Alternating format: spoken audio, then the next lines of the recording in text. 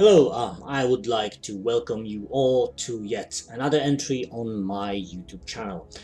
This time it will be about Middle-earth strategy battle game, as you can probably see. I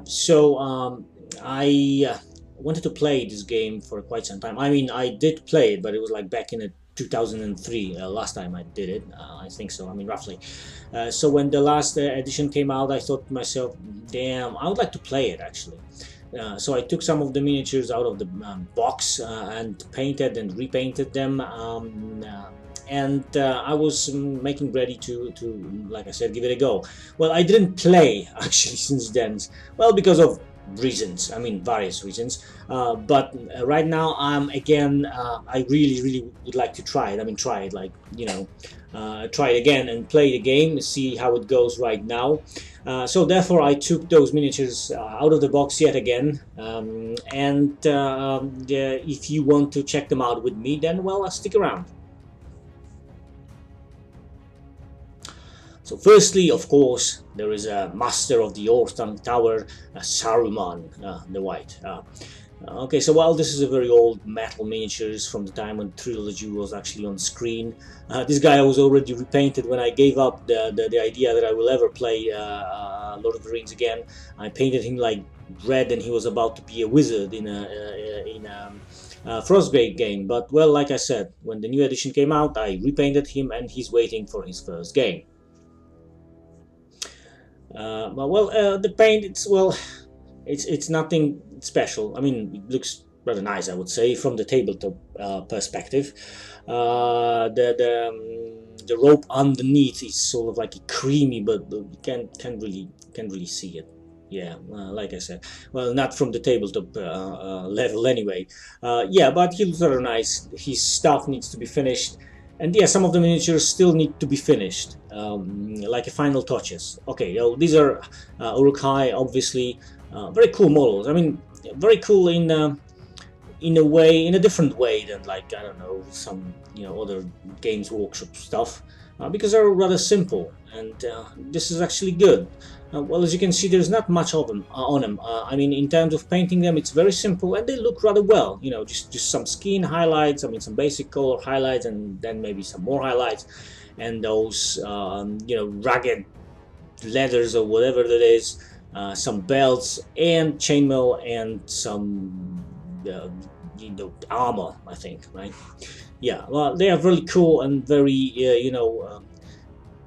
naturally looking in terms of warriors, without all this fantasy crap and hanging on them. This is a standard bird. I took him out of the box, really did not much to him, except I just painted this hand on his banner, and that was pretty much it. Again, old metal model.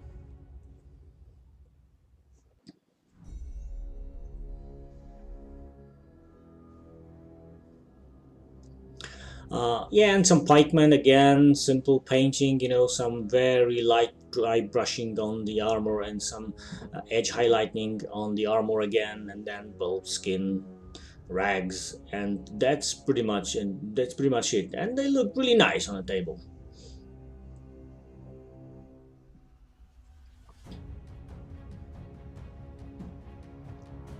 By the way, this is like I said, well, obviously it's an army. It's roughly about 700 points worth of Isengard forces. Of course, this is the main body, the Uruks. They are rather good, and like I said, they are easy to paint. If you're starting with the miniatures, these are perfect, I think.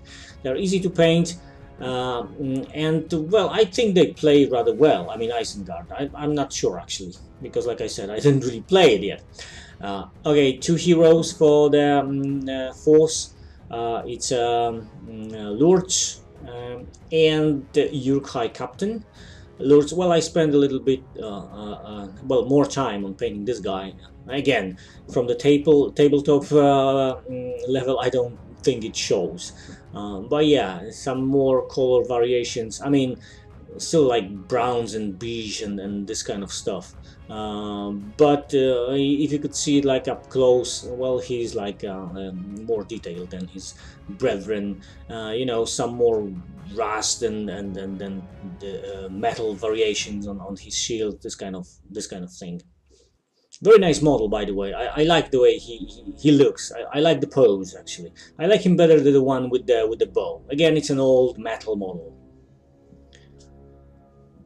Another metal dude. Yeah, I didn't really do much with this guy because Lurs was unpainted, laying in his box. This guy was actually painted, so I just did some highlights and stuff and left him the way he was painted, like, you know, more than 10 years ago. And he looks fine, I think, right?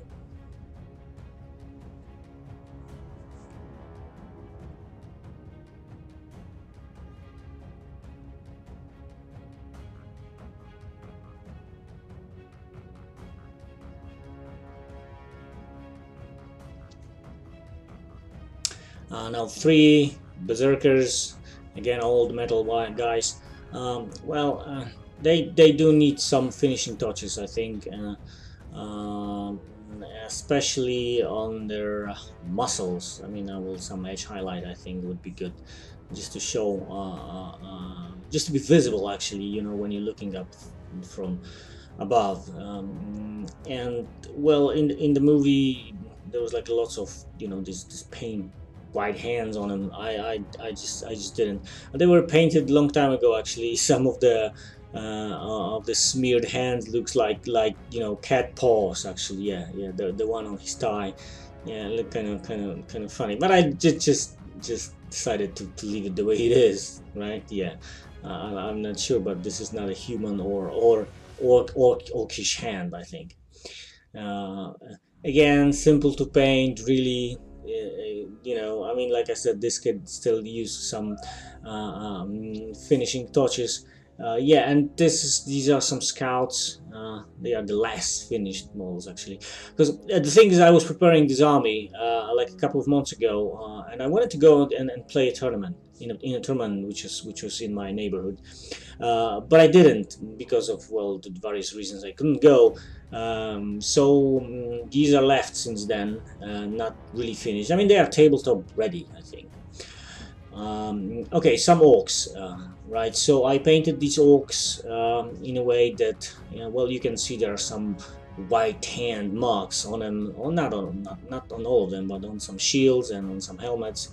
It's like Eomer said in the trilogy, right? I mean, these orcs are not from Mordor.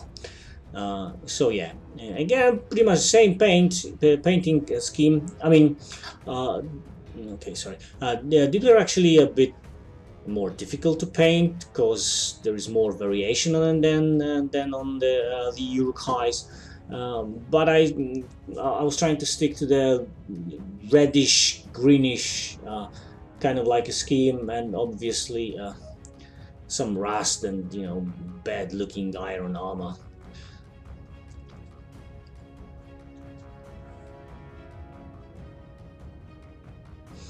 Yeah, again, I had like a blister of an old orcs.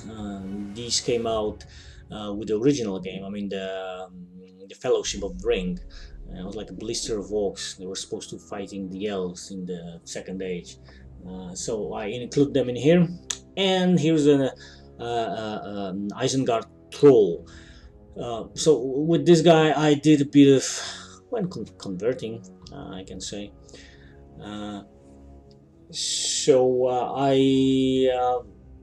Firstly, this piece is from the Games Workshop Gorgon kit. I think the big beast thing for Beastman.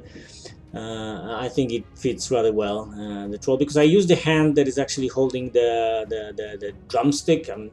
I cut the thing, the drumstick, I mean, and put the hand in this way. Yeah, and there's some rubble on his base. I mean, this is like a scenic element that was included with the Two Towers, or was it Return of the King? Well, never mind. It is. I mean, like some, you know, Rohan rubble. And I used the head that was basically the drummer troll head. I used the helmet, which is like I think like a Mordor helmet, because I really didn't care for the Isengard head. I mean, I think it was the least interesting head of the three that are in the set. So I just added the crest made out of the plastic card, so the guy looks like Isengard troll. I mean, it matches the scheme of the uruk-hai, right?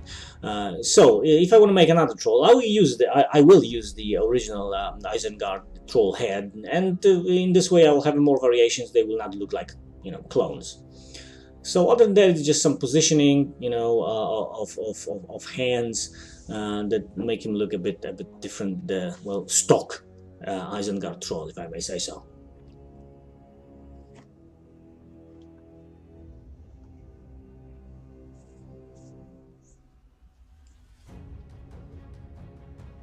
I think he came out rather well. Well, he is big, so you can see his, well, details, if I may say so, when he's standing on the table, and he looks rather good, I think.